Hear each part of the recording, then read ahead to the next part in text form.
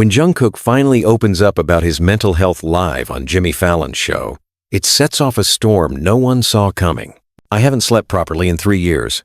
The words sliced through the bright studio lights like a blade, silencing the laughter that had filled the room just seconds before. Cameras kept rolling. Jimmy Fallon's signature grin faltered for the first time all evening. Even the band, mid-cue, let their instruments drop into a stunned hush. Jungkook sat motionless, his hands clasped tightly between his knees, knuckles pale against the dark fabric of his Balenciaga trousers. The crowd, usually a sea of whoops and cheers, held its collective breath. It wasn't the kind of confession anyone expected, not from him, not here, and definitely not now. The air conditioning buzzed faintly in the background as Fallon leaned forward, eyes searching Jungkook's face for the punchline. There was none. "You okay, man?" Fallon asked, his tone a mix of concern and confusion. Jungkook didn't blink. "No," he said, "but I'm tired of pretending." In that moment, something fractured, something invisible, long hidden beneath layers of charisma and global stardom. The lighting, once warm and theatrical, now cast a clinical glare on his face, highlighting the hollows beneath his eyes, the tautness in his jaw. He wasn't crying, he wasn't trembling, but there was a weight in his voice that made the entire room feel colder. No one knew it yet, but that night would break headlines across continents. It would splinter fan communities and light up social media with speculation, solidarity, and suspicion. But more than anything, it would begin the unraveling of a story far more complicated than a pop star's anxiety. Backstage, Taehyung's hand hovered over his phone, frozen just above the record button. He had a bad habit of capturing everything behind-the-scenes jokes, late-night rehearsals, quiet breakdowns no one else saw. He'd seen this coming. Not this exact moment. No, but signs had been bleeding through for months. Jungkook's empty stares during rehearsals, the half-eaten meals, the bruises that no one could explain. In the control room, producers whispered frantically, "Cut to commercial." "No, keep rolling, this is raw, this is real." But no one moved. Something about the silence demanded respect. Fallon tried to recover. "You want to talk about it?" he asked gently. Jungkook finally looked up, eyes catching the camera lens directly, as if speaking not to Fallon, but to someone watching, someone out there who needed to hear it. "I think, if I don't say it now, I never will." The crowd shifted. A few gasps, one sob. Somewhere in the third row, a young fan clutched her light stick tighter, whispering, "It's okay, it's okay," as if he could hear her. And so Jungkook talked, not smoothly, not perfectly, not like the polished interviews where each sentence was pre-approved by a publicist. He spoke like a man unraveling, but doing it with strange grace. About the hotel rooms that started to feel like prison cells, about the faceless applause, about being everyone's dream, but forgetting what his own were. He spoke of insomnia and the nights he pressed his forehead to cold windows, wondering if there would ever be a version of his life where he was just Jungkook, not the youngest BTS member, not the golden maknae, not the perfection everyone expected him to be. And in the spaces between his words, something unsaid vibrated a darker thread, unspoken, coiled tightly behind his ribs. Then he smiled, not the stage smile, but something softer. "I'm not saying this to scare anyone," he said. "I'm saying it because I want to live." When the show finally cut to commercial, there was no applause, just stillness. But far from the blinding lights of the studio, in a penthouse in Seoul, a man sat watching the live stream on a muted screen. His face was hard to read. On the coffee table in front of him lay a thin folder marked J.K. Phoenix. He closed it slowly, almost tenderly. And then he made a call. "Prepare a contingency plan." He's talking. The voice on the other end hesitated. "To who?" "To the world," the man said.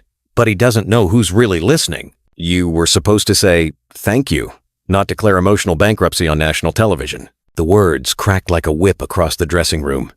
Bang Se-hyuk stood rigid by the mirror, jaw locked, arms crossed over his chest. His reflection stared back at him with the same fury he couldn't mask. The room was filled with the scent of expensive cologne and sterile panic. The kind that settles in right after a grenade goes off, when the dust is still hanging in the air but everyone's ears are ringing. Jungkook didn't flinch. He was still sitting on the velvet couch, elbows on knees, hoodie damp around the collar where sweat had soaked through. A water bottle sat unopened in front of him, untouched since before the interview. His fingers drummed a slow, anxious rhythm on his thigh. His gaze was blank, hollow even. But something was simmering just beneath the surface like a volcano that had only just begun to smoke. "I didn't plan it," Jungkook said flatly. "It just came out." Bang scoffed, pacing now, hands slicing through the air as he muttered a mix of Korean and English under his breath. "You didn't plan it? You think that makes it better? You aired everything. You gave them blood, Jungkook, the kind they feast on. They'll eat you alive now, and us with you." From the doorway, Namjoon spoke. His voice was quieter, but it cut through the tension with terrifying precision. He told the truth. That's what they say they want. Everyone turned to look at him. RM stood with his arms folded, eyes unreadable behind thin-rimmed glasses. The rest of BTS was scattered in the hallway behind him, Jimin leaning against the wall, lips tight. Yoongi crouched with elbows on knees, phone forgotten in his lap. Taehyung and Jin stood side by side, silent but watching, their expressions unreadable. "The truth," Bang repeated, with a laugh that didn't reach his eyes. "You think that's what they want? Truth doesn't trend. Drama does. Now they'll ask why he's broken. What happened? Who failed him? Who covered it up? And they'll point at me at you. They'll start pulling the threads, and it all unravels." Jungkook finally stood, slowly. His body felt heavy, like it was resisting him. "Let them. I'm tired of pretending I'm okay for people who only love the version of me that doesn't exist." There was a beat of silence so thick you could almost taste it. Somewhere outside, a fan screamed into the New York night. Inside, everything vibrated with tension. "I spent years performing joy I didn't feel," Jungkook continued, voice rising. "Trembling now, cracking, smiling in rehearsals while my chest felt like it was caving in, dancing until my feet bled because the world only loved me when I was perfect. And you," he turned toward Bang, "you let it happen. You saw it. You watched me disappear piece by piece and handed me another contract. You knew what you signed up for." Bang snapped. "I was 15, Jungkook shouted, his voice finally breaking into a growl of grief. "What the fuck did I know about contracts? About being a commodity? You trained me to shine and told me never to blink." Bang moved closer, eyes wild now. "Everything you have because of this machine. And now, you want to burn it down?" Jungkook laughed bitterly. "No, I want to survive it." The room went still again. Namjoon was the one who moved first, stepping between them like a barrier. His hand landed on Jungkook's shoulder, anchoring him. "You said it yourself," Namjoon told Bang. "The world is watching. That means we have a chance. People listened tonight. Really listened. We can steer this if we do it right." Bang didn't answer. He just stared at them both, then turned abruptly and stormed out, barking something into his phone. The hallway swallowed him. Taehyung entered the room then, and there was something fragile in the way he moved, like he was walking through shattered glass. He walked straight to Jungkook and pulled him into a hug without a word. Jungkook didn't resist. His fingers dug into Taehyung's back, the first real contact that didn't feel like a performance in months, maybe years. "We've got you," Taehyung whispered. "Do you?" Jungkook said, barely audible. "Because I don't even know what I have anymore." Yoongi stood and grabbed the remote from the floor. "You want to know what you have?" he asked, turning on the giant monitor mounted on the wall. The screen flickered to life with a YouTube live stream already mid-roll. The clip was titled, "Jungkook Opens Up About Depression. Full Jimmy Fallon Interview Uncut." Over 8 million views. 2 hours.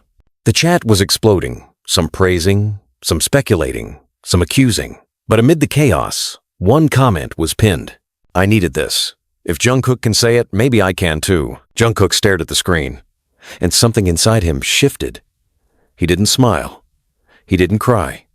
But the ice inside his chest cracked a little. Behind them, the door creaked open again. This time, it was Fallon himself. "Hey," he said, looking unusually sober. "You okay?" Jungkook looked at him, eyes raw. "No, but I think that's the point." Fallon nodded, stepped further in. "That was the realest thing that's happened on my stage in 5 years. You said more in 2 minutes than some people manage in a lifetime. I don't know what storm's about to hit you, but you've started something. Something big." Outside, the night screamed with headlines. Inside, Jungkook breathed in. Meanwhile, in Seoul, the man with the JK Phonics folder stood in a conference room full of black suits and colder eyes. The clip played on the giant screen behind him. A woman with a silver tablet tapped at the screen, pausing the video right as Jungkook said, "I want to live." "It's already gone viral in 42 countries, she reported. One of the men scoffed. "Let him talk. What's a sob story worth?" The man with the folder didn't answer. He tapped the table with a finger, then opened the file. Inside were photos, some from years ago, some recent. Most showed Jungkook alone. Some didn't. "He's unraveling," the man said. "That makes him vulnerable. And vulnerable people talk." The silver tablet woman glanced up. "You think he knows about the footage?" "No," the man said.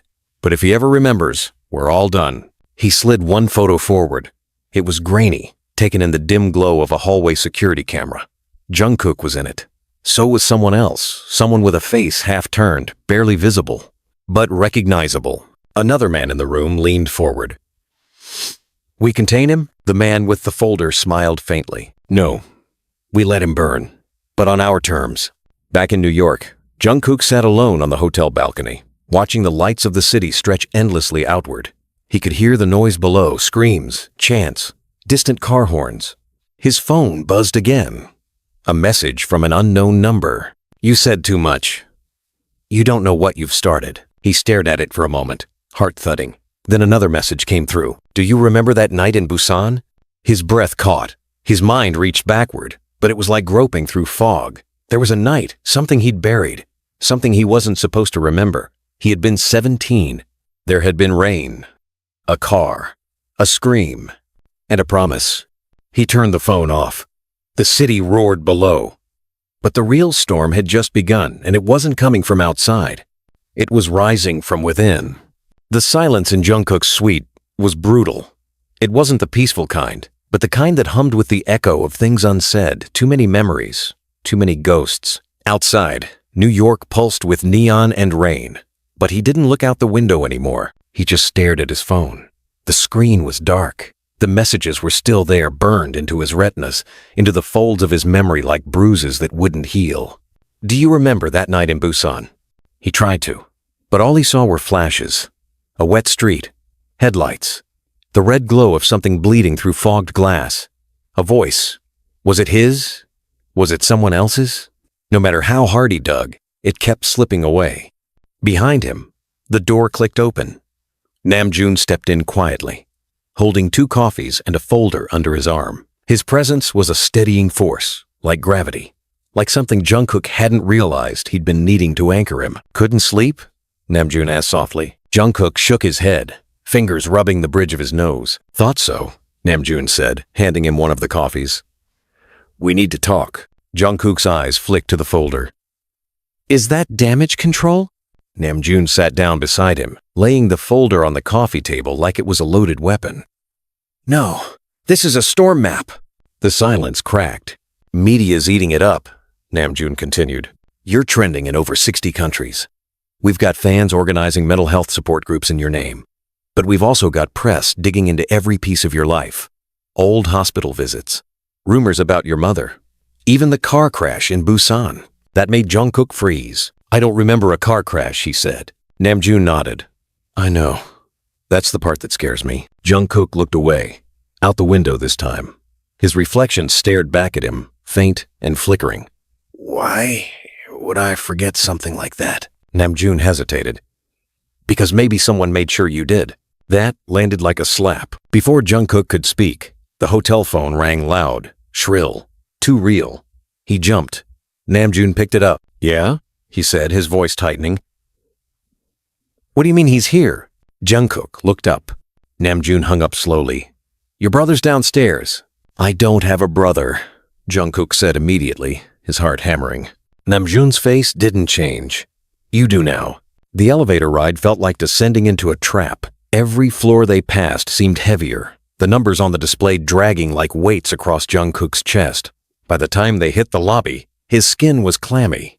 The air was thick with perfume, cold with conditioned chill, and buzzing with the unnatural calm of hotel diplomacy. The man waiting near the reception desk was tall, in a long coat, dark, eyes unreadable. Jungkook's breath caught when he saw him. Something in the shape of his face. Something buried. "You're not my brother," Jungkook said flatly. The man smiled faintly. "Maybe not in blood, but we share something deeper." Namjoon stepped between them. "You want to explain what that means?" The man ignored him and looked directly at Jungkook. "I was in the car with you, in Busan." It felt like the ground dropped out. "I don't," Jungkook began. "You hit someone," the man said, "and someone else cleaned it up." The lobby seemed to vanish. Jungkook's hearing turned into a high-pitched ring. His knees nearly buckled. Namjoon caught his arm. "You need to stop talking." The man pulled something from his coat pocket, an old photograph. Two boys standing beside a car. One of them was definitely Jungkook. The other looked like a version of himself he didn't remember. "We were both there," the man said, quieter now. "And someone covered it up. They made it go away. They made you forget." Jungkook backed away. "Why are you here now?" "Because you spoke," the man said. "And now they can't control you. So they'll come after you, after us. And I'm not ready to disappear again." Namjoon stepped forward. "Who are they?" The man's smile disappeared. "You know who they are," he said. "Hype doesn't just make stars, it buries secrets." They met in a parking garage 2 hours later. Yoongi had secured the space closed circuit, no cameras, no tails. He drove an unmarked sedan. Jimin sat silently in the back, head down, hoodie up, not speaking. He hadn't said much since the Fallon interview. Taehyung was already waiting by the elevator, smoking a cigarette despite the signs, his hands shaking just slightly. "They know," he said when they arrived. "Who?" Jungkook asked. Taehyung looked him in the eye. "Everyone." It had happened faster than expected. Someone had leaked a document, partial medical records, time-stamped therapy sessions, an incident report from a psychiatric facility in Daegu when Jungkook was 17. The files weren't confirmed, but the media didn't care. The storm was already everywhere. "They're saying you had a breakdown in 2018, Jimin said finally, his voice barely audible. "That the Japan tour was postponed not because of scheduling, but because you tried something." "I didn't," Jungkook whispered. "Did I?" No one answered. Namjoon opened the folder again. "They're going to destroy you, Kook, unless you fight back. We need to decide now. Do we go public, or do we bury it?" Jungkook took the file. His hands trembled as he flipped through it. Dates, signatures, photographs of his own face, looking distant, vacant, sedated. Things he had no memory of. "I don't even know who I am anymore," he muttered. Taehyung stepped closer. "Then maybe that's the story." "What?" "Maybe we stop trying to control it. Maybe you tell them everything. Not a PR piece, the real thing, on your terms." "You think anyone will believe me?" Jungkook asked. Taehyung held his gaze. "It's not about belief. It's about truth." Back at the suite, they sat in a circle. 7 of them. The original BTS. No staff, no labels, no producers.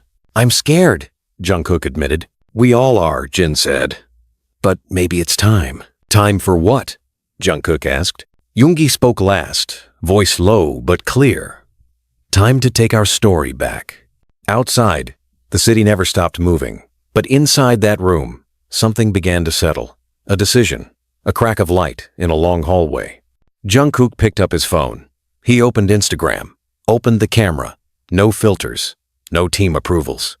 Just him. "Hi," he said, voice shaking. "This is Jungkook. I want to tell you something I've never said before. Not because I want sympathy, but because I'm done lying." And this time, the truth wasn't just going to break the internet. It was going to burn it. There was a time when a simple notification could light up Jungkook's whole day. A DM from a friend, a chart update, a fan video. But now, every ping on his phone made his stomach clench like a vice. He was no longer riding a wave, he was drowning in it. It had been 48 hours since his Instagram video. The real one, the raw one. No makeup, no filters, no handlers. Just his voice shaky, halting, and devastating. And it shattered everything. The internet had caught fire. Some fans had broken down in tears, rallying around him with hashtags like, "You are not alone JK," and "We hear you Jungkook." Mental health organizations started reposting his video with translations in 50 languages. But not everyone was supportive. The vultures had come too. Gossip blogs dissected every second of the clip. Analysts called it a PR move gone rogue. Conspiracy threads multiplied, claiming he was being mind-controlled by the label, or that he was being blackmailed by foreign investors. But the worst part came from within the system. Hype had gone dark. No statements, no tweets, no rebuttals. Which meant one thing: they were regrouping. And that made everyone in the inner circle sweat. "I don't trust the silence," Namjoon said. He was pacing the suite like a general in a war room. His face was pale and tired, but his voice was steady. "They're preparing something. They're never quiet this long unless they're about to detonate." Jin sat near the window, phone in hand, scrolling. "And they've wiped the original security tapes from 2018. Jungkook's head snapped up. "Tapes?" Yoongi nodded from the corner, where he'd set up a laptop connected to a private server. "Every idol dorm has a surveillance system standard security. But we all knew it was also to monitor us. Behavior. Compliance. Performance. After your alleged incident in Daegu, the data from that week vanished." Jungkook's fingers curled into fists. "They're hiding something." "They always were," Jimin said quietly.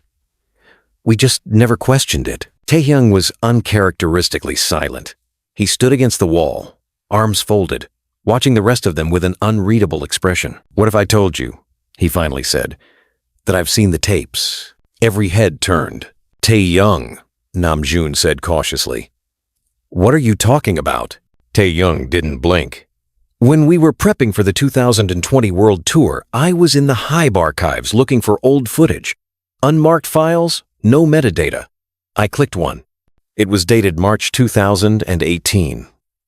The title was just 3 letters. JK. Jungkook's breath caught. "What was on it?" he asked. Taehyung didn't answer right away. His jaw clenched. "You, in the dorm, middle of the night. You were pacing, talking to someone on the phone, crying, then screaming." Namjoon sat down slowly. "Screaming? You were saying, 'I didn't mean to hurt anyone. I didn't mean it.' Over and over. Then you collapsed in the hallway. A manager came. He didn't call for help. He picked you up and carried you out like a prop. That's where the footage ends." Jungkook stood up, his legs shaky beneath him. "Why didn't you tell me?" "I didn't know what it meant," Taehyung said. "And then it disappeared the next day. I thought I imagined it." "But you didn't," Yoongi said. "Because I've been scraping Hybe's cloud backups, and I found a breadcrumb." He turned the laptop screen toward them. A frame. Grainy. Distorted. But there was no mistaking it. Jungkook in a dim hallway. His mouth open mid-scream. "I need to see the full tape," Jungkook said. "I have to." "That's the thing," Yoongi said. "We can't get it. But we know who has it." There was a pause. Namjoon sighed. "Let me guess. Minjae." The name dropped like a grenade. Minjae Lee. Former senior Hybe executive. Blacklisted 3 years ago after a scandal involving contract tampering and alleged data theft. He vanished overnight, reportedly fled to Bangkok. No charges were ever filed. No one talked about him.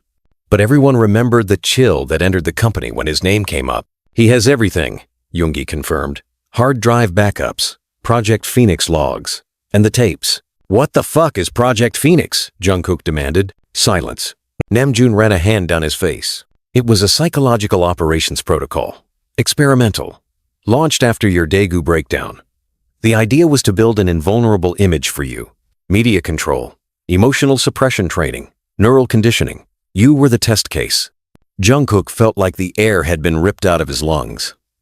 "You're saying I was programmed?" "No," Namjoon said. "You were manipulated, trained, broken, then rebuilt." Jungkook turned toward the mirror. For a long time, he said nothing. Then, "Where is Minjae now?" "Last spotted in Manila," Yoongi said. "But if we leak that we're looking for him, Hybe will go full lockdown. We do this carefully, quietly." Jungkook didn't look away from the mirror. "I'm done being quiet." Later that night, the plan was set. Yoongi made contact through an anonymous drop server. A single message was sent. To Mr. Lee Minjae. From JK. Subject: "I remember. I'm coming. You owe me the truth. 2 hours later, a reply came. Hotel 5th Ave, room 1912. Come alone. Bring nothing. Namjoon objected immediately. It's a trap. He's baiting you. I don't care, Jungkook said. I need to see him. Jin put a hand on his shoulder. You're not going alone. But Jungkook was already moving. Room 1912 was at the end of a narrow hallway, past peeling wallpaper and flickering lights. Not the kind of place anyone would expect to find a former tech executive. But Jungkook knocked. A voice answered, Come on. The door opened. Min-jae had aged. He was thinner, gaunt even, with shadows under his eyes and nicotine-stained fingers. But his voice was the same slick, calculated. I was wondering when you'd find me, he said. Jungkook stepped inside. Why did you do it? Min-jae didn't pretend to misunderstand. He poured a drink. Because they asked me to. Because you were too valuable to break. You made me forget. We all did. Jungkook's fists clenched. The crash in Busan. Who was in the car? Min-jae stared at him. Then he slid a flash drive across the table. Watch this. Jungkook plugged it into the small TV. Footage began. A dark road. Rain. A car speeding. Jungkook in the passenger seat. Panic. A body on the road. A scream. Then black. Jungkook staggered backward. Who was it? A reporter, Min-jae said. She was following you. She died. Jungkook stared at the screen. You were never meant to know, Min-jae said. Hybe buried it. They erased your memories with trauma therapy. It wasn't legal, but it was clean. Why are you telling me now? Jungkook asked. Min-jae looked him in the eye. Because I'm dying. And because I'm tired of being the villain in someone else's redemption story. Jungkook walked out without another word. Outside, the city was too loud. But something had quieted inside him. Not peace, not closure, but clarity. He walked to the nearest camera he could find, a paparazzi lens aimed right at him. He stopped, looked into the lens, and said clearly, I have a story to tell, and you're going to hear all of it. And just like that, the reckoning began. The chaos began the moment the words left his lips. I have a story to tell, and you're going to hear all of it. That single line, caught on a paparazzi live stream, traveled faster than fire through dry forest. It was reposted, dissected, memed, weaponized, and within 15 minutes, Jungkook Truth trended #1 worldwide. But it wasn't the fandom Jungkook feared. It was the silence on Hybe's end. Again, the kind of silence that felt strategic, controlled, dangerous. By the time Jungkook returned to the hotel suite, his face was pale and drawn, but his posture was different. No longer unsure. He wasn't chasing answers anymore. He was demanding them. Yoongi barely looked up from the laptop when he entered. Well, you just started a global war? Jungkook dropped the flash drive on the table. Then let's burn everything down. Taehyung stepped closer, picking up the drive with trembling fingers. What is this? The tapes, Jungkook said. Min-jae gave them to me. Everything. Busan. The therapy. Project Phoenix. Namjoon exhaled slowly. Are you sure you want to do this? I'm sure I can't keep living if I don't. Yoongi plugged the drive into his laptop. One by one, the files blinked to life. Dates, footage, logs. Audio files labeled with chilling specificity. JK, PTSD, retrieval, protocol, MP3. JK, memory suppression, procedure 4, MOV, Phoenix, operative notes, PDF. They sat in silence as the first clip played. A dark room, medical lighting. Jungkook 17, trembling, strapped to a chair, electrodes on his temples. His voice small and frightened, saying over and over, I didn't see her. I didn't see her. A voice responded, off screen, calm, cold. She's gone. Focus on the light. Forget the scream. We'll help you forget. Jimin covered his mouth. Yoongi turned off the screen. Jesus. Jungkook didn't move. His jaw was clenched. His eyes glassy. I remember flashes. A woman. The headlights. Her face. But I didn't know it was real. Namjoon leaned forward. It wasn't your fault. You were a kid. You were manipulated, groomed, rewired. They made it disappear, Jin added, voice tight with rage. Because you were the golden boy. The face. They couldn't afford a scandal, so they erased a life. A knock interrupted them. 3 quick taps. Taehyung stood, hand instinctively reaching for the baseball bat, leaning near the minibar. He opened the door, slowly. It was Lisa, from Blackpink. Her hoodie was up, but her face was bare.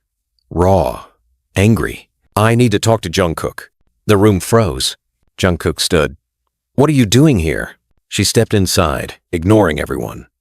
Because it wasn't just you. What? She looked directly at him.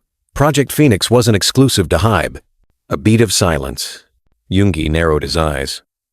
You're saying this was industry-wide? Lisa nodded. YG had a version. They called it the ecosystem.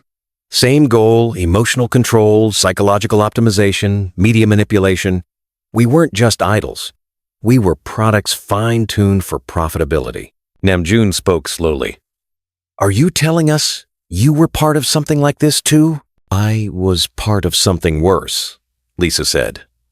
And the only reason I'm alive is because I stopped cooperating. She pulled out her phone, played a voice recording. A man's voice, clipped, formal. Subject L1 is displaying signs of emotional deviation. Recommend reconditioning or termination. The room spun. Jungkook leaned on the back of the couch. How many others? I don't know, Lisa said. But it's not just Hybe, not just YG. This goes deeper. Private tech firms, government-funded RD media conglomerates. Taehyung blinked. Why? Lisa looked at all of them. Because idols are influence. Influence is power. Power has always been a weapon. Yoongi clicked open the PDF on the flash drive. Phoenix, Operative Notes, PDF. Page 1. Objective. Establish global cultural dominance through psychologically enhanced celebrity assets. Methodology. Memory suppression, identity fragmentation, emotional regulation through neurostimulation. Namjoon stood. This isn't just a scandal. This is fucking MK Ultra in Seoul. Lisa nodded. And if we expose it, we don't just take down Hybe. We take down the entire machine. Jungkook looked at his hands. Then we expose it. Jimin's voice broke through, whispery and uncertain. What if it kills our careers? Jungkook's eyes met his. Then maybe our careers deserve to die. A beat passed, heavy. Then Yoongi said, let's go to war. And so they began assembling everything. Every file, every timestamp, every whispered recording. But just before sunrise, Jungkook's phone buzzed. Unknown number.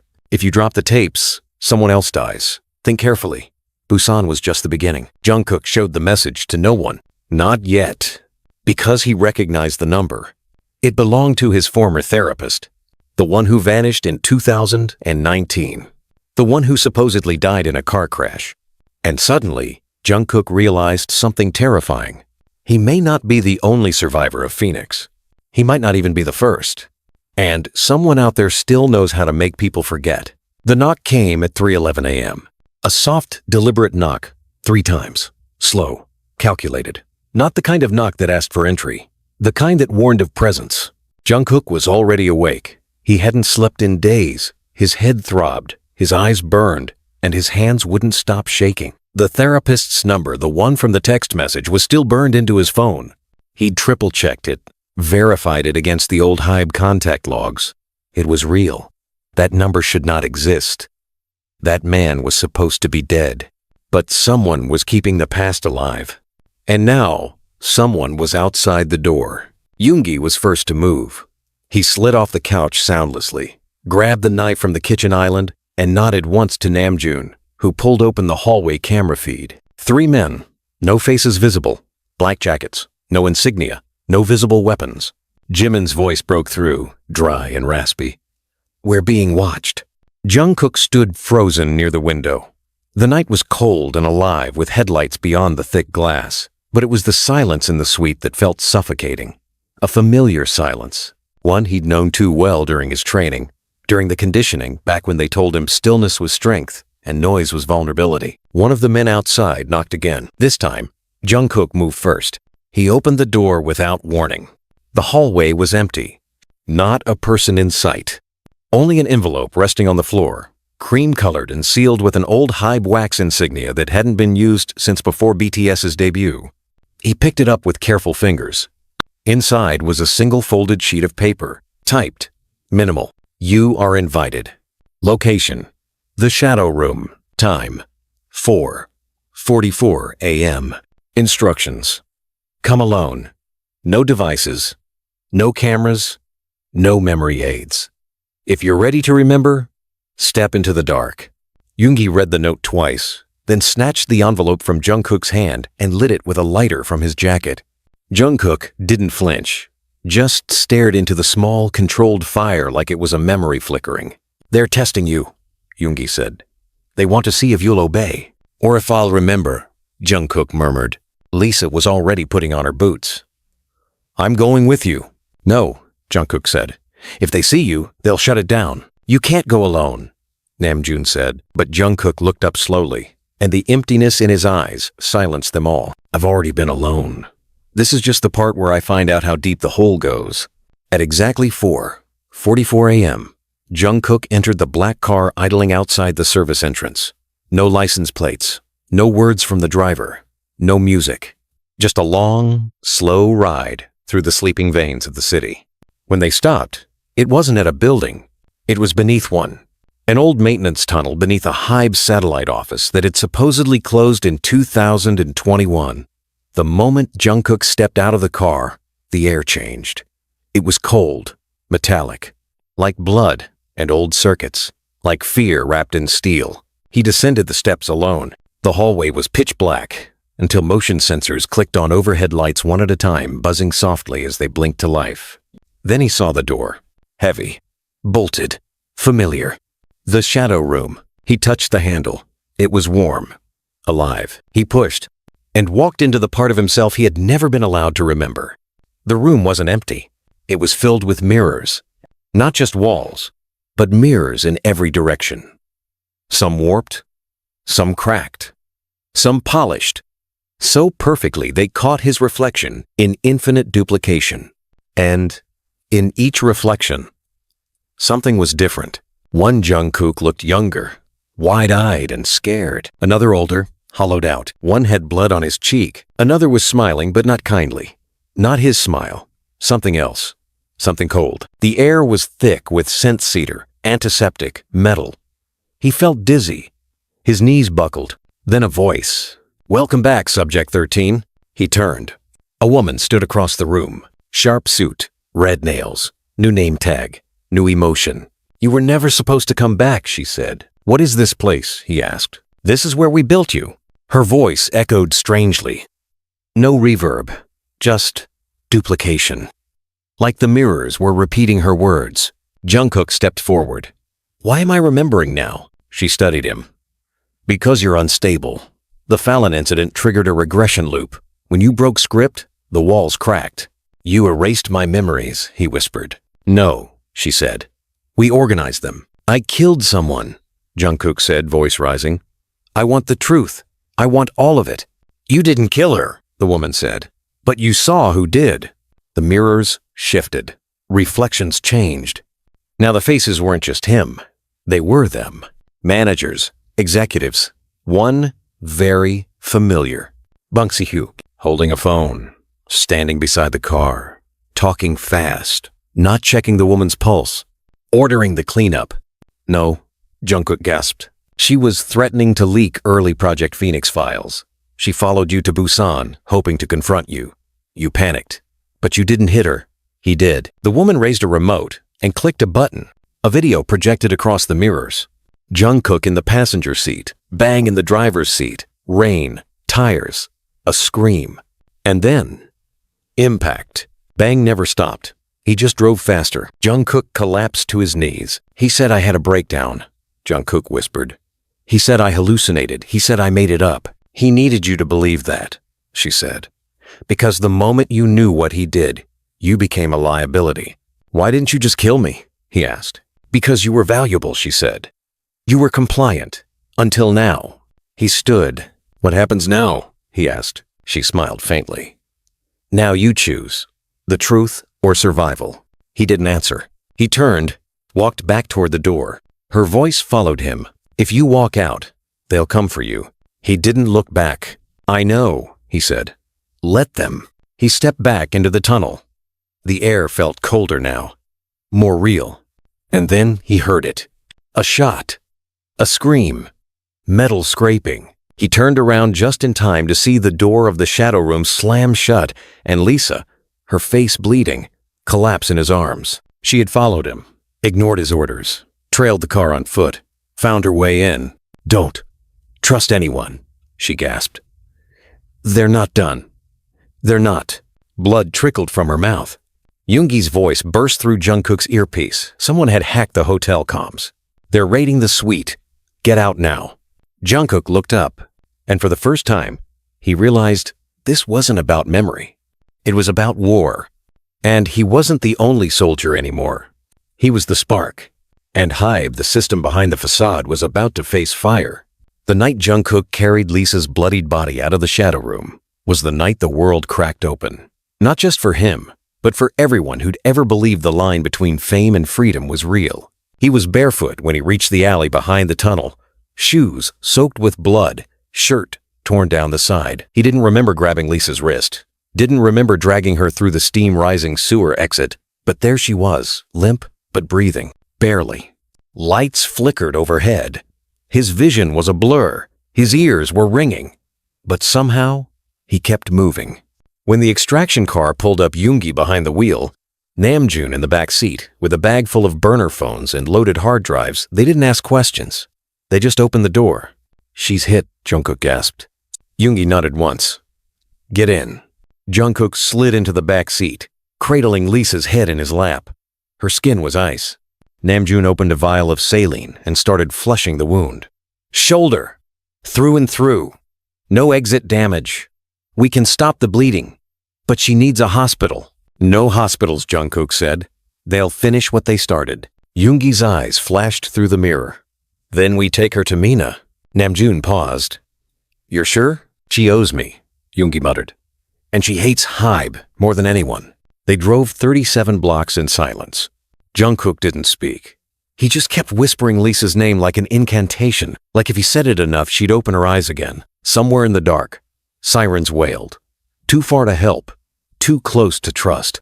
Mina Park lived in a broken building in the East End of Manhattan, a place that looked condemned from the outside but hummed with black market energy inside. She was a rogue medic, former HYBE psychological specialist who walked away after the death of a trainee no one ever named. She had vanished off-grid, and rumors said she operated on ghosts. She answered the door with a gun in her hand and didn't lower it, even when she saw Yoongi. She's dying, Jungkook said before anyone else could speak. Mina's eyes scanned the body in his arms, then flicked to his face. Bring her in. They moved through a dim corridor to a makeshift O, lights strung from ceiling beams, a medical table propped up on cinder blocks, cabinets filled with expired supplies labeled in Hangul. Mina worked fast. No chatter, no hesitation. She cleaned the wound, injected local anesthetic, stitched the skin, all while Lisa twitched and moaned in semi-consciousness. She's strong, Mina muttered. Whoever shot her wasn't trying to kill. They wanted to send a message. Namjoon folded his arms. What kind of message involves a bullet? One that says, we're watching. Jungkook sat on the floor, legs folded under him, blood drying on his hands. They know everything now, he said.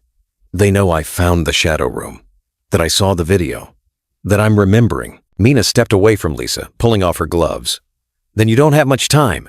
Time for what? To decide whether you're still trying to expose the truth or survive it. Jungkook looked up at her, eyes hollow. Why did you leave HYBE? Mina didn't answer right away. Then she crossed the room and opened a metal file cabinet, pulling out a folder marked R0. Inside was a single Polaroid. A boy, maybe 16, slender, beautiful, dead eyes. This was my first case, she said. Rookie, vocal prodigy. He had a panic attack during a VR conditioning session. Instead of pausing the protocol, they increased the stimulus. What happened? Jungkook asked. He seized. Heart failure. Died in the lab. They said he had a pre-existing condition. I was ordered to sign a non-disclosure and delete the footage. Did you? No, she said. I made a copy. I hid it. And I walked. Yoongi spoke up from the wall. Is that what they're doing now? Killing anyone who remembers? They don't kill right away, Mina said. They erase. If that doesn't work, they silence. If that fails, then they kill. Namjoon pulled out his laptop, slid a hard drive onto the table. We have everything. The tapes, the logs, the Phoenix files.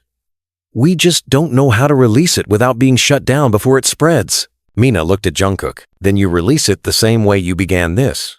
How? Live, she said. No edits, no cuts. A global stream.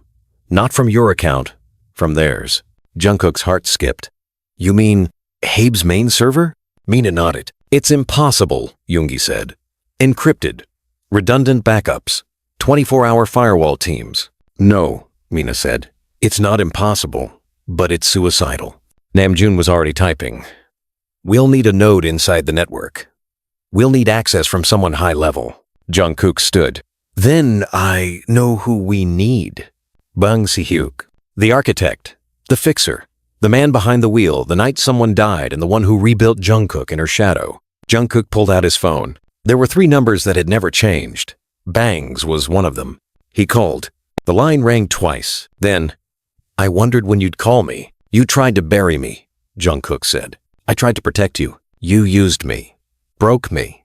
Made me forget. I made you a legend, Bang said.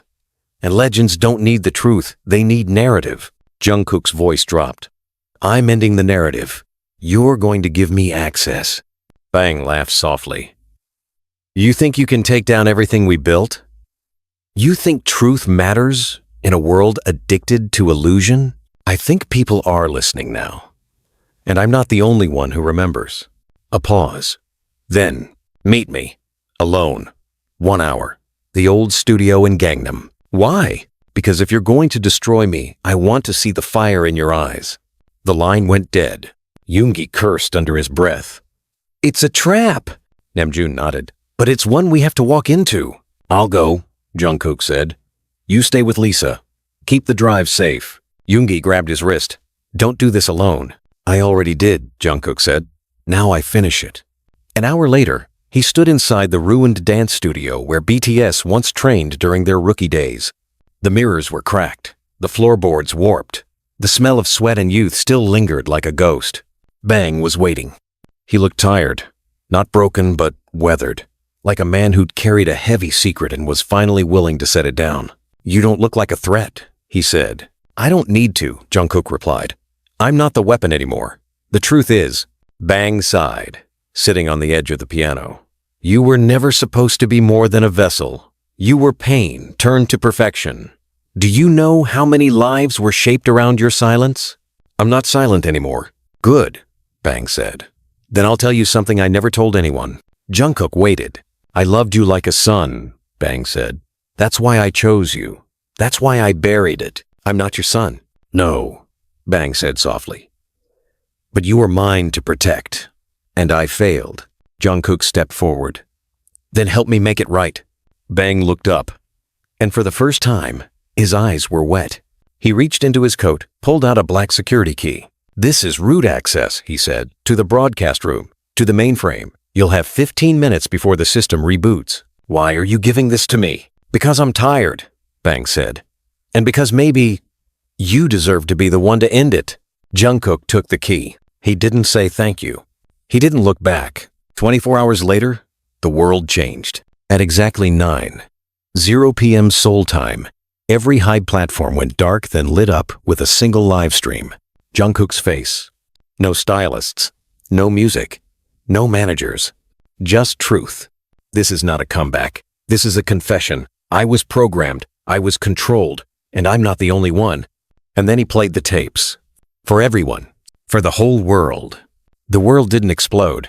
It didn't implode. It went still.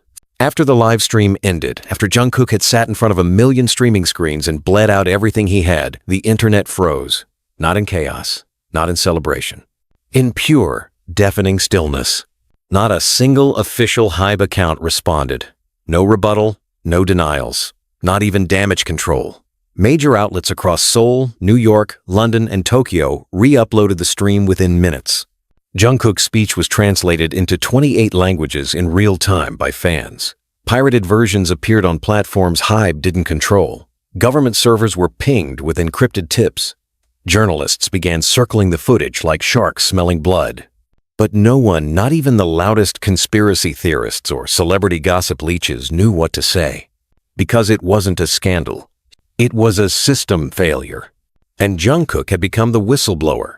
His face was on every news screen, but it wasn't glamorous. It was raw, red-eyed, bruised. He looked tired enough to collapse. His hand shook. His voice cracked. But he told the truth. He spoke about the psychological manipulation, the memory suppression protocols, the incident in Busan, the tapes, the deaths that were never confirmed, the therapists who vanished, the contracts signed under duress, the screams no one acknowledged. Then he paused, looked into the camera, and said one final sentence that pierced through the noise. I am no longer your product. I'm just a man trying to survive himself. Now, in the 24 hours that followed, the world did what it always did when faced with undeniable truth. It asked itself whether it could afford to care. Jungkook hadn't spoken since the stream, not to anyone. He hadn't slept either. He was staying in an off-grid safe house Mina arranged somewhere deep in Gyeonggi-do, surrounded by forest and old stone.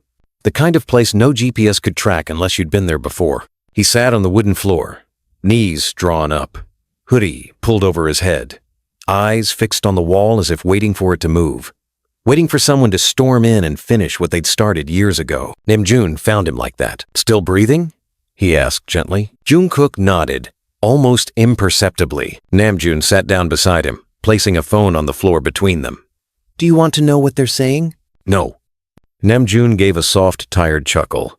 Some people think you're lying. Others think this was a publicity stunt. There's a trending hashtag calling you a martyr, and another calling you mentally unstable. Jungkook still didn't speak. Namjoon tilted his head. Want to know what I think? Does it matter? Jungkook muttered. Yes, Namjoon said. Because I've been beside you since we were kids, and I know what it looks like when you're surviving something you can't name. That made Jungkook flinch. His voice cracked. Do you think I ruined everything? No, Namjoon said.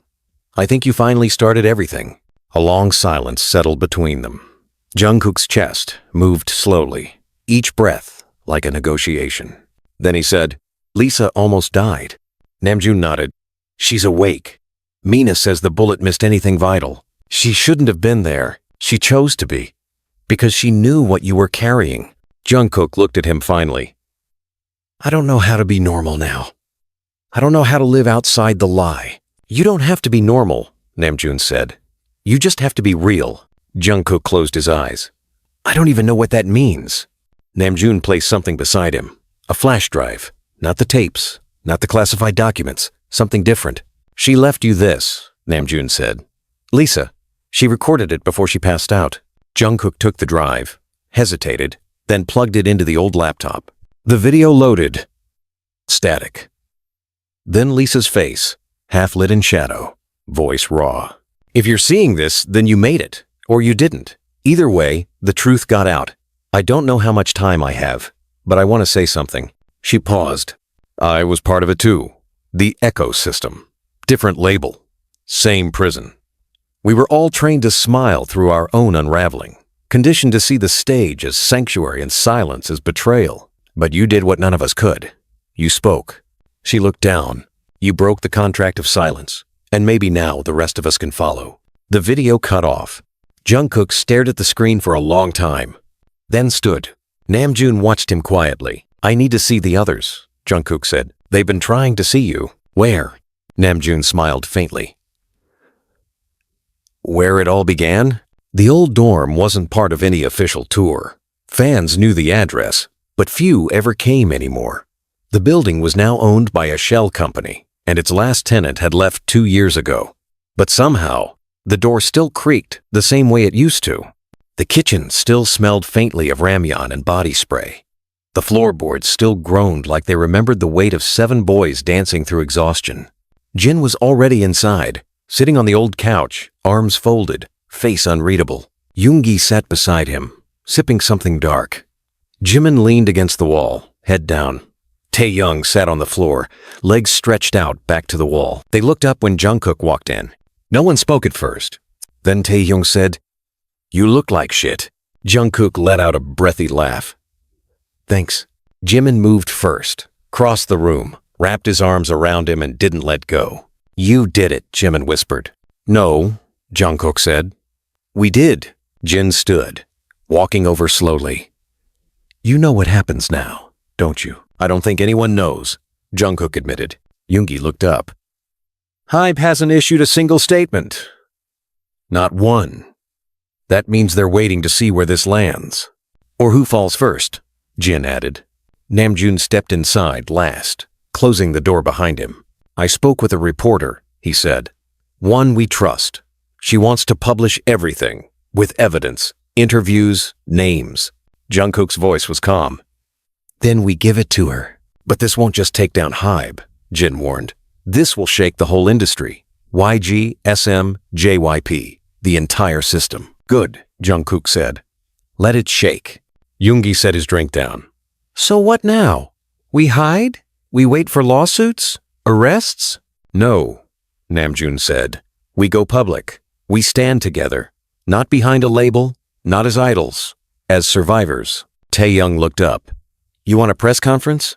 Jungkook smiled just a little. "No, I want a stage." And that was how the plan was born. Not a press tour, not a press release. A concert. One night. No label, no sponsors, no stage lights or stylists.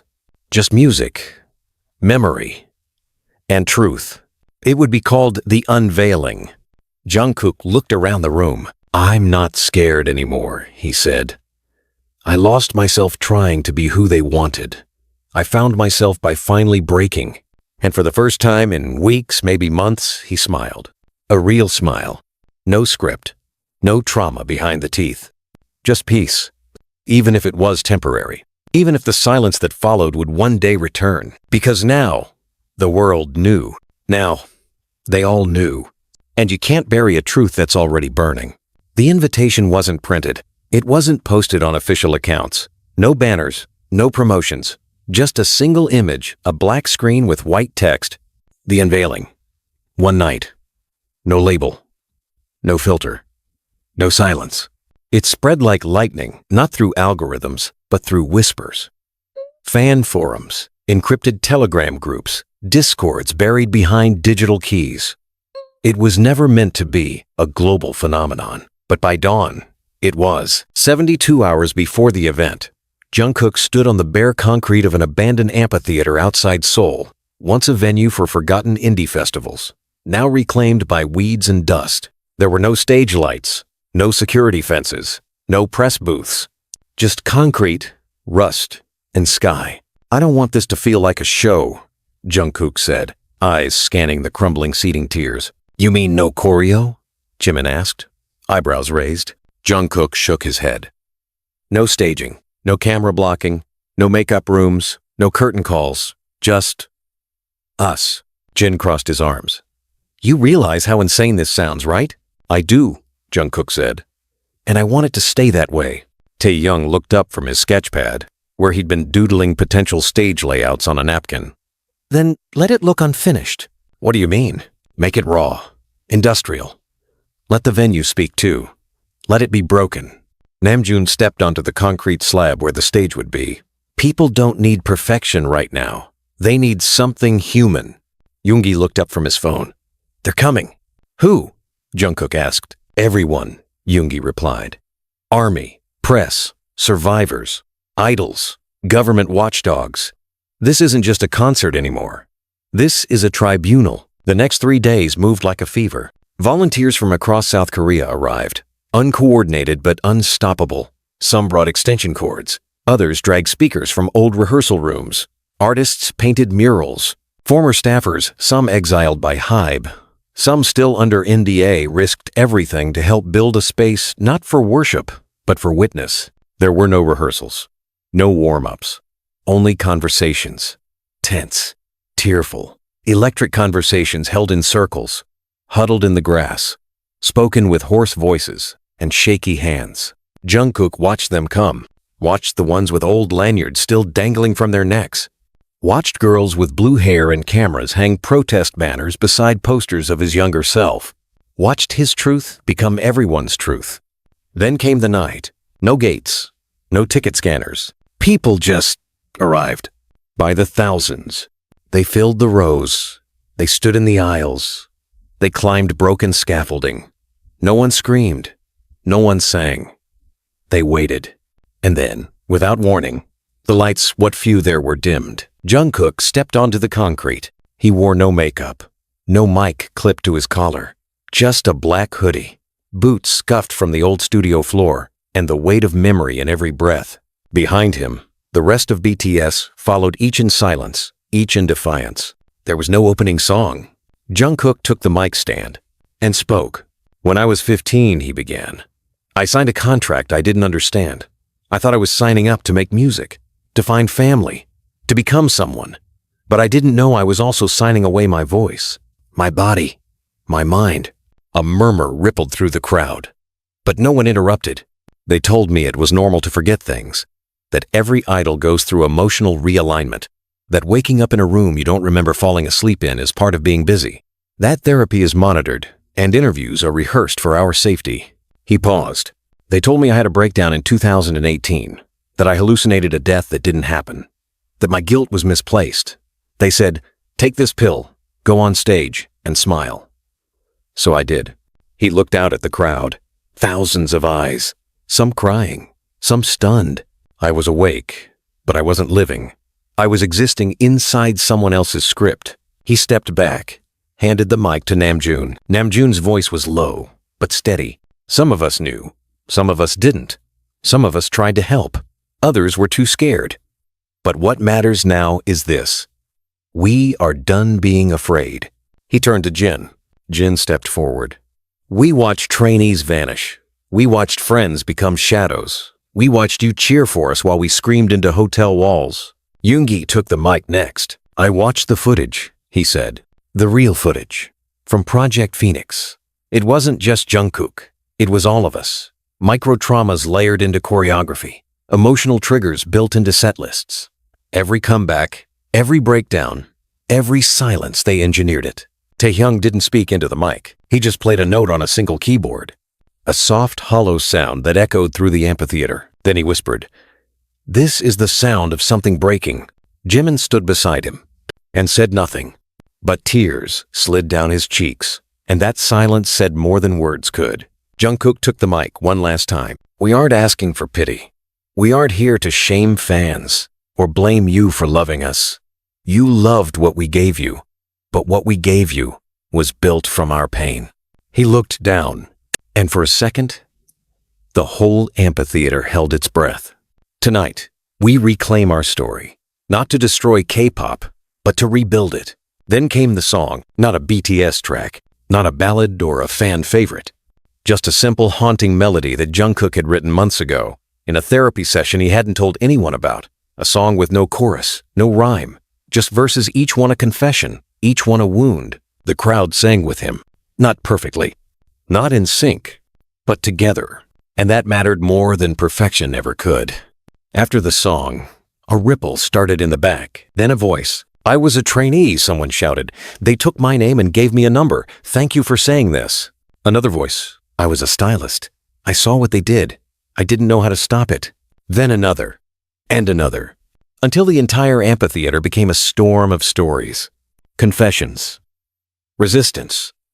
Reckonings. Jungkook stood in the middle of it all, his heart threatening to shatter, not from pain, but from recognition. He wasn't alone anymore. He never had been. By dawn, news outlets tried to spin it. BTS goes rogue. Industry caves as idols speak out. Hype under pressure as truth spreads. But none of them could capture what really happened. It wasn't rebellion.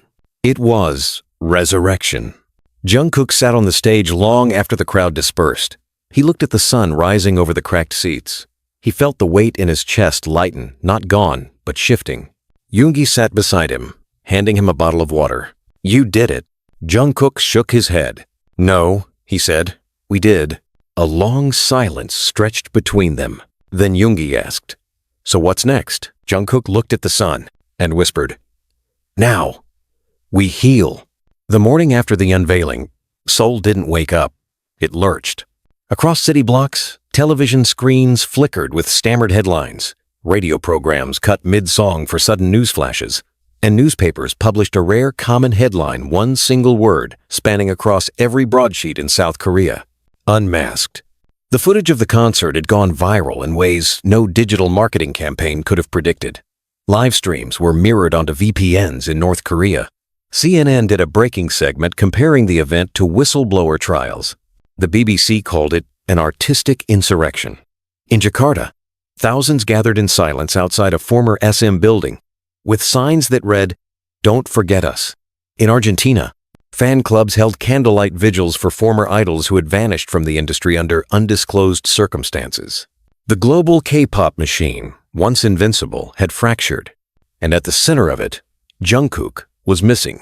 Not legally, not officially, but purposefully. He had disappeared after the show, not out of fear, not to run, but because silence was suddenly something he could choose again. For the first time in a decade, no one was telling him where to stand, what to wear, what to say. He wasn't being guarded or tracked or handed a speech to memorize. He had reclaimed his self, and he needed to know what it meant to live as him. So he left Seoul behind for a while. But the world didn't stop waiting. Namjoon, Yoongi, Jin, Jimin, and Taehyung remained in the city, each playing a different role in the slow, violent rebirth of their industry. They received threats. Lawsuits were drafted. Debut albums were pulled. Sponsors withdrew. Idol groups vanished from schedules without explanation. But some idols, quiet ones, desperate ones, began reaching out. Some in the middle of the night. Some under aliases. Some with trembling voices and unerasable bruises. "Can you help me?" they would ask. And the answer was never yes. The answer was always, "Come see us in person and tell the truth." So, the underground network began, run by survivors, fed by fans, hidden beneath the glare of studio spotlights. The press called it reconstruction, but behind closed doors, they called it recovery. The second time Jungkook returned to Seoul, it was through the back door of a counseling clinic on the north side of Itaewon.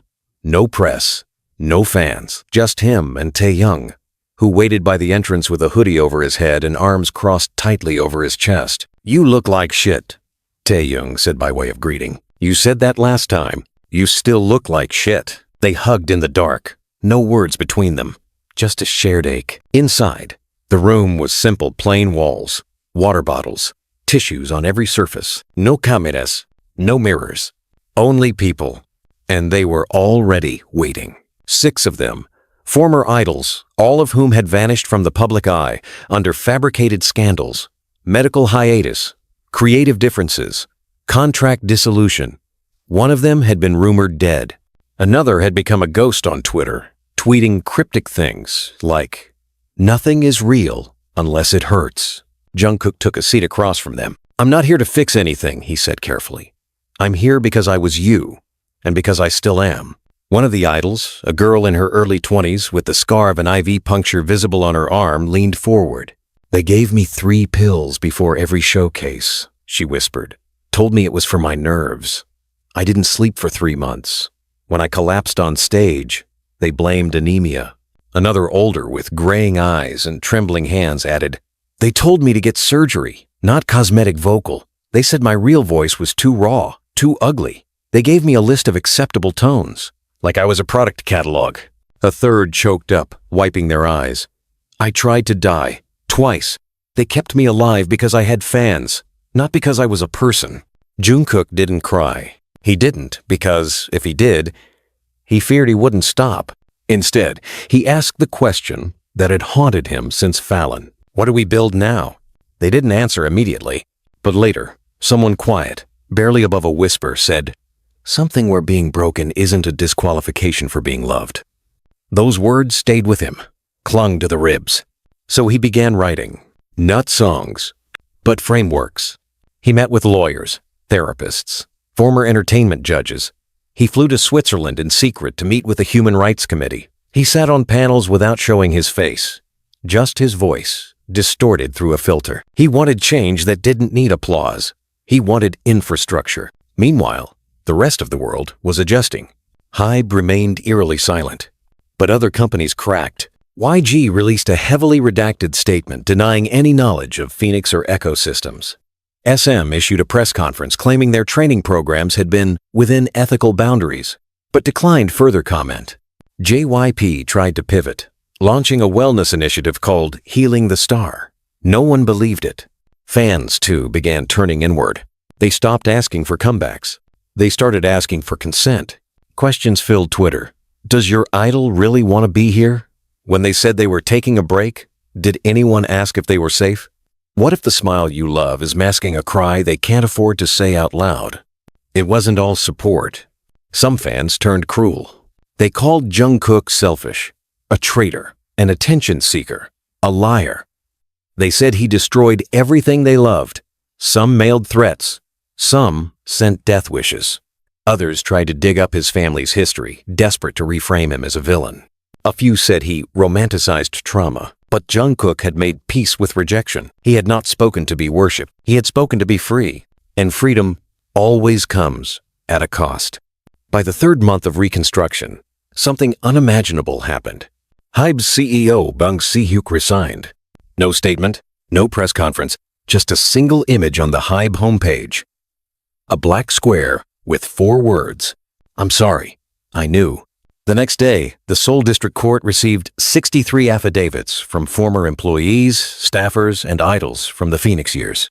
One of them was handwritten by Jungkook. I am willing to testify, not because I want revenge, but because I want the generation after me to inherit an industry they survive with, not one they must survive from. The trial was inevitable and televised and brutal, but that's another story. Because this one ends not in a courtroom, but in a park. On a quiet spring morning, Jungkook stood in a public garden. No stage, no cameras, no crowds.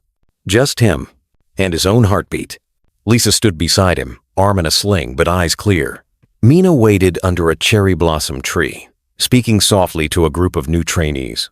Ones learning that their agency was now unionized, that they had access to therapists, that they could say no. Jungkook looked up at the sky. He didn't need applause anymore. Just air.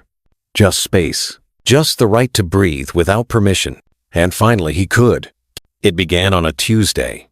Gray skies. A slow drizzle casting everything in a smudged hue, as if the world itself wasn't sure whether it wanted to cry or hold back. The courthouse was a fortress of glass and stone. Sterile and modern. Too clean for the blood-stained truths that were about to be laid bare inside it. Reporters stood like vultures at every entrance, umbrellas clashing, voices shouting over one another. Some wore badges, others wore disguises. Some were from local tabloids, others had flown in from London, Manila, Buenos Aires.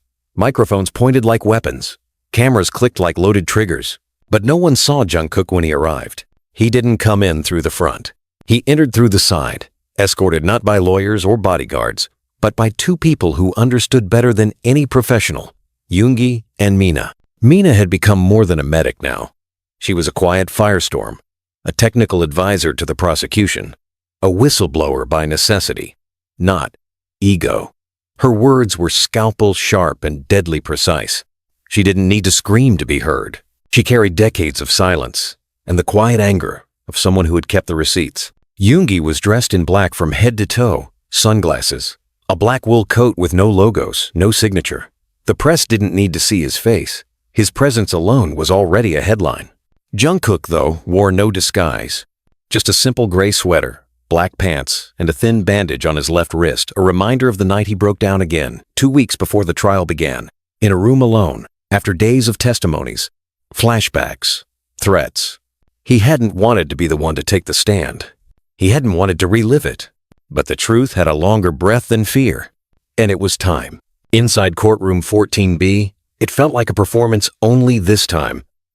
The spotlight was real, the audience hostile, and the consequences irreversible. The court buzzed with the weight of power. The defendant's side was stacked, Hybe's remaining board members, a legal team 15 strong, PR handlers, image consultants, They wore expensive suits and fake concern. They whispered and took notes and watched Jungkook like he was a threat they didn't know how to neutralize anymore. Bang Si-hyuk's seat remained empty. His lawyers had filed for his mental health exemption from appearing on day one. Cowardice wrapped in clinical jargon. The judge was a woman in her 50s, stone-faced and unflinching. She wore no makeup. Her glasses slid low on her nose, and her voice was clear when she spoke. "Mr. Jungkook, you may take the stand." The entire room turned toward him. The moment he stood, there was silence. He walked with purpose, slow, grounded. Each footstep echoed through the courtroom like a drum beat. He sat. The mic in front of him hissed slightly, catching the first inhale of a man about to open his chest. The prosecutor stood. She was sharp, direct, and bore the posture of someone who had been underestimated her entire career. "Mr. Jeon," she began, "how long were you under Hybe's contract?" "Since I was 15, he answered, voice even. "And how old are you now?" 28. "During that time, did you ever receive formal psychological counseling through the company?" "Yes." "Was that counseling voluntary?" He looked down, then up. "No, it was mandatory, disguised as wellness checks. But they weren't therapy sessions. They were data extractions." "Explain that." "They asked me questions about my mood, my fears, my memories. Sometimes they used VR. Sometimes they played music from past performances to gauge my emotional recall. They recorded everything. Every twitch, every panic response, every breakdown. Then they used it." The room was still. Even the defense attorney stopped moving for a moment. "They used it." "How?" The prosecutor pressed. "They built a performance model around it. They tailored comebacks based on my psychological weaknesses. If I cried in a certain song, they'd make that the centerpiece of the next tour. If I had a breakdown, they'd turn it into a redemption arc. They knew my limits. They profited off them." A murmur broke out in the gallery. The judge pounded her gavel once. "Order." The prosecutor leaned forward. "Mr. Jeon, are you familiar with something called Project Phoenix?" He looked directly at the defense table. "Yes?" "Please explain what it is." "It was a psychological reprogramming initiative, internal to Hybe, created for emotional regulation and brand control. It was first tested on me after the incident in Busan." "Let's talk about Busan." The courtroom tensed. Jungkook inhaled slowly. "We were followed. A woman investigative journalist. She had documents. She wanted to expose the psychological conditioning of idols. I didn't know who she was at the time. I was 17. I panicked. I begged my manager to turn around, to stop the car. He didn't. Someone higher up was driving." "Who?" "Bang Si-hyuk." A collective gasp. "He hit her," Jungkook continued, voice cracking. "We drove away," I screamed. "I told them she was alive. They told me I imagined it. They took me to a facility 2 hours later and erased my memory of it." "Did you give consent?" "I was a minor. There was no consent. Only obedience." The prosecutor turned to the judge. "Your Honor, we have the footage. We have tapes. We have medical records. And we have statements from 2 other idols who were placed under the Phoenix Protocol." The defense objected. "Your Honor, we question the authenticity. The evidence will be reviewed," the judge said. Overruled. Jungkook's testimony continued for 3 hours. Every word felt like pulling out shards of glass from his throat. He spoke of isolation, of being sedated between performances, of whispered threats masked as suggestions. He spoke of his therapist found dead 2 years ago in a car crash, who had warned him days before. "You are not the problem. You are the product." By the time he stepped down, the courtroom felt like a wound, exposed, bleeding. That afternoon, Lisa testified, then Mina, then a young male idol named Taehyung, who broke down sobbing midway through his statement, saying he had tried to take his life after being forced to sign an extension while sedated. The defense tried to discredit them all, said they were unstable, said they were emotionally fragile, said this was a coordinated media stunt, said Jungkook's story was exaggerated, until Bang Si-hyuk showed up. Day 5. He walked in quietly, head lowered, suit impeccable. The courtroom held its breath. He asked to speak. The judge allowed it. And then he said the one thing no one expected. "They're not lying." The room erupted. Gasps. Screams. Journalists stumbling over themselves to report live. Bang continued, "We built a machine. We called it art. We justified it with numbers. But we were experimenting with human minds. We used trauma like fuel. Why? The judge asked. He paused. Because it worked. The prosecution rested that evening. The defense declined to continue. The court went into deliberation. 3 weeks later, the verdict came. The court ruled in favor of Jungkook and the co-plaintiffs. HYBE was ordered to pay damages. Assets frozen. Executives indicted. Project Phoenix declared a violation of international human rights standards. A global investigation launched into other labels. But money didn't matter. Not really. Because something more important had happened. An entire industry had been caught in the mirror and, for once, it couldn't look away. Outside the courthouse, as news broke, Jungkook didn't celebrate. He walked out quietly, past cameras, past reporters, until a little girl approached him, maybe 9 years old, trembling. She handed him a folded note. He opened it. It read, "Thank you for being brave before I had to be." Jungkook smiled, tears slipping silently down his cheek. He folded the note, placed it in his pocket, and walked toward the future. No longer a symbol, no longer a product, just a man, free. The trial was over, but silence never really ends. It just changes tone. 3 weeks after the verdict, Seoul exhaled like a wounded animal, stunned and staggering. There were no victory parades, no congratulatory headlines. The country wasn't built for that kind of resolution. It processed shame differently, quietly, almost bitterly, like a dog licking a wound in the dark. And Jungkook? He disappeared again. Not from guilt, not from fear, but from need. He spent 10 days in a coastal village 2 hours south of Busan, in a weather-worn house with no Wi-Fi, no mirrors, and no clocks. His phone was off. His body was thinner than it had been during the trial. The insomnia had returned, soft and cruel. Most nights he lay on the wooden floor, one hand resting on his chest, counting his own heartbeat and wondering whether it felt real again. It did. Some nights. Not all. He watched the sea crash into the rocks, the same way it had done the night before, and the night before that. He didn't write songs. He didn't write anything. He just breathed. The first time he cried wasn't because of a flashback or a nightmare. It was because a woman at a corner market recognized him and didn't ask for a photo. She just placed a hand over her heart and said, "You said what I couldn't," then walked away. That night, Jungkook didn't count his heartbeat. He counted stars. But the world was not done with him. Back in Seoul, the ripples of the trial had become waves. Multiple lawsuits were filed by former trainees. 2 other entertainment giants, JYP and SM, had launched independent investigations into their training and mental health protocols. A popular idol had stepped forward to confirm she had undergone a similar neurological conditioning program and that her label had punished her for refusing to continue. And then the first suicide note appeared. An ex-trainee, 21 years old, unnamed in public reports. Her note was only 4 sentences. "I watched the trial. I saw myself in it. I tried to ask for help. They told me the system was stronger than I was. I hope someone else survives." It was that moment, not the verdict, that changed everything. Because no one could hide now. Not the fans. Not the industry. Not the country. Jungkook was in the middle of slicing garlic when Mina called. Her voice was tired. He hadn't heard from her since the final day of court. "She's dead," she said without preamble. Jungkook stopped. "Who?" "The girl who sent us the voice memo last winter? The one from the rookie group? She OD'd in her dorm last night." His hand tightened around the knife. "They didn't even report it," Mina continued. "Her agency paid the hospital to record it as natural causes. I only know because one of the nurses called me directly." "What's her name?" A pause. Kang Ji-hyun.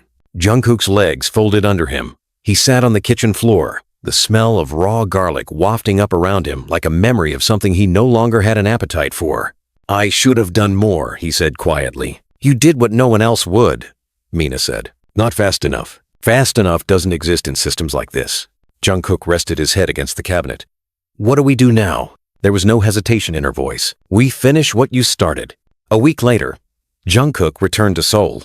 Not in secret this time. He stepped off the train at Seoul Station in broad daylight, surrounded by civilians and press. There were no bodyguards, no stylists, just him. Reporters swarmed. "Jungkook, what are your thoughts on the lawsuits against SM? Do you plan to return to music? Are you involved in the trainee rehabilitation program the Ministry of Culture is developing? He said nothing, until he saw a teenage boy watching from behind a vending machine. Thin, pale, eyes wide with fear and awe. No phone out, just watching, holding his breath. Jungkook stopped in the middle of the chaos and walked straight to him. The reporters fell silent. "What's your name?" Jungkook asked the boy. "Dongmin," he whispered. "You a trainee?" The boy nodded. "How long?" 2 years. Jungkook nodded slowly, then pulled something from his pocket. A thin leather bracelet, frayed at the edges. He handed it to Dongmin. "Wear this if they ever make you forget you're a person first." Then he turned to the cameras and spoke. "I won't be answering your questions today, but I'll say this. I'm not here to relive trauma. I'm here to build something better." He walked away. The media scrambled, but they missed the point. Because behind closed doors, a meeting was already happening. In a quiet co-working space near Mapo, 6 people sat around a table. Yoongi, Mina, Lisa, Namjoon, a legal advisor from Amnesty International, and Jungkook. The plan was bold, dangerous, ambitious. It was called the Afterlight Initiative. Its mission was simple: to dismantle the machinery of abuse in the entertainment industry and replace it with radical transparency, enforceable ethics, and trauma-informed infrastructure. Yoongi laid it out plainly. "We're not just exposing, we're rebuilding, brick by brick." Mina nodded. "We start with mental health reform and training programs. Mandate outside oversight. We push the ministry. We get a seat at the regulatory table." Lisa added. "Then we take it global. Start a fund for former idols who need rehabilitation. Build centers in Tokyo, Jakarta, Manila, maybe even LA. Namjoon spoke last. "And we partner with fans. The ones who want to help. Not just repost hashtags. The ones who want to listen." Jungkook looked at all of them. "What if we fail?" Lisa's smile was tired but genuine. "Then we'll know we were finally fighting for something that wasn't fake." That night, Jungkook slept a full 6 hours. For the first time in over a decade, he didn't dream of being chased. He dreamed of a room, bright, safe, and full of voices that didn't hurt anymore. There is a strange kind of quiet that comes after revolution. Not peace, not rest, just the uneasy quiet that follows a scream too loud to ignore.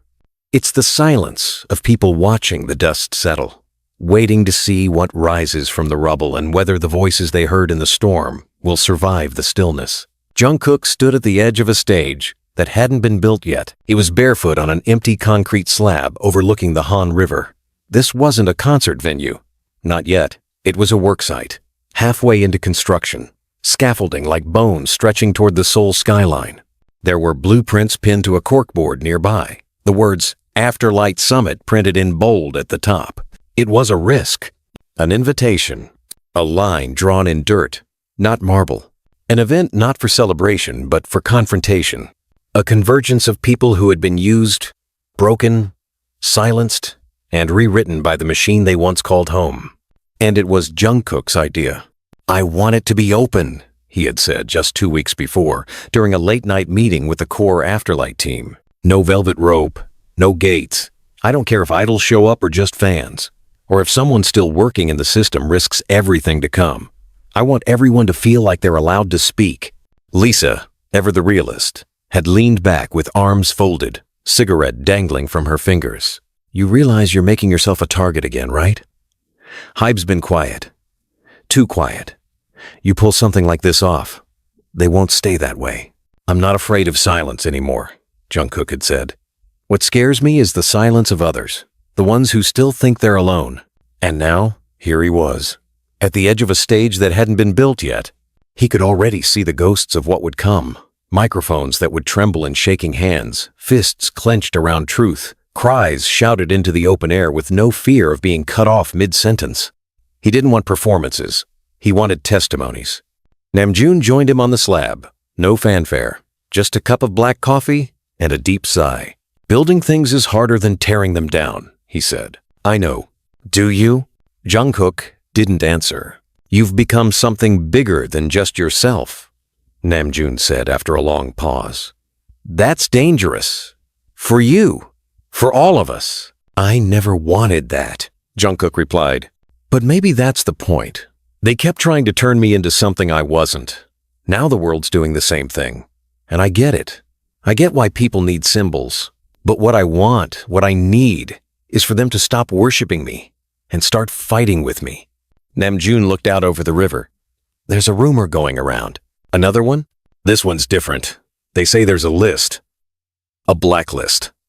Former idols, staffers, producers, anyone who testified or showed support for you during the trial. They say it's circulating between the remaining execs in HYBE, YG, SM. Unofficially, of course. But real enough that a few people who reached out to Afterlight have already been pulled from comeback schedules. Jungkook clenched his jaw, so they're playing it dirty. They always were. A beat of silence.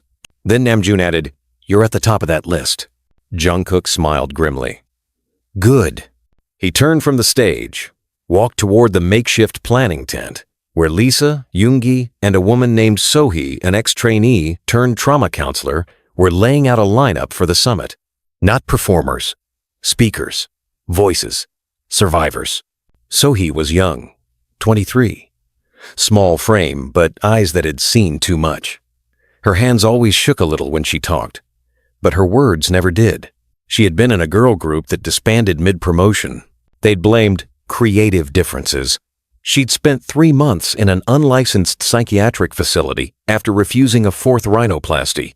Now, she was Afterlight's youngest coordinator. "Here's the list of confirmed speakers," she said, handing Jungkook a sheet. 15 ex-idols, 4 staffers, 2 producers, 1 vocal coach who's still under contract but said she'll come anyway if she can wear a mask. "And the government?" Jungkook asked. Sohee's voice dropped. "Still monitoring. Not endorsing. Not opposing. Which means they're waiting to see if this burns." Yoongi leaned forward. "Which it will." Lisa tapped her pen against the table.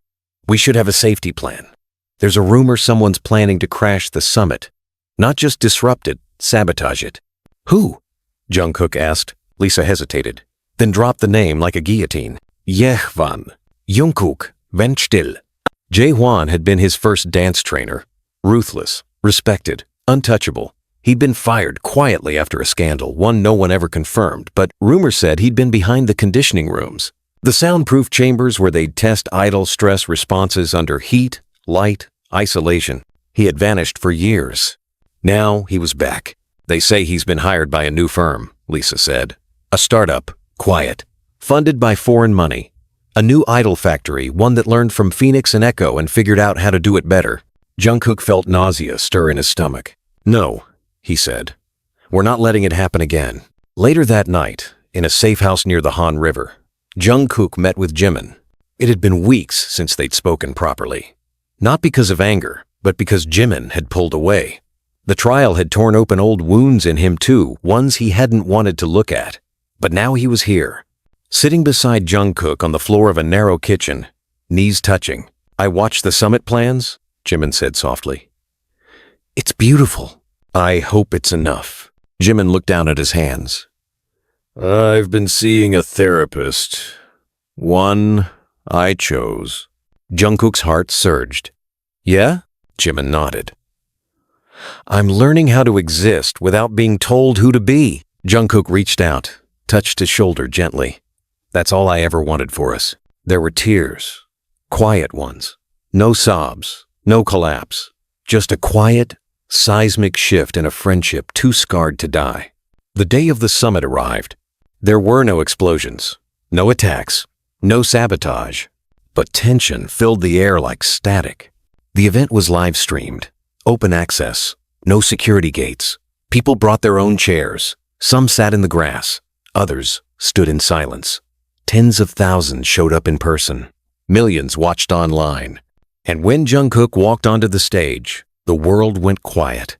He didn't start with music. He started with a name, Kang Ji-hyun. A stillness, a ripple. She died believing the system was stronger than she was, that she didn't matter enough to change anything. But she did. She changed everything. He looked out over the sea of faces. This summit is not about me.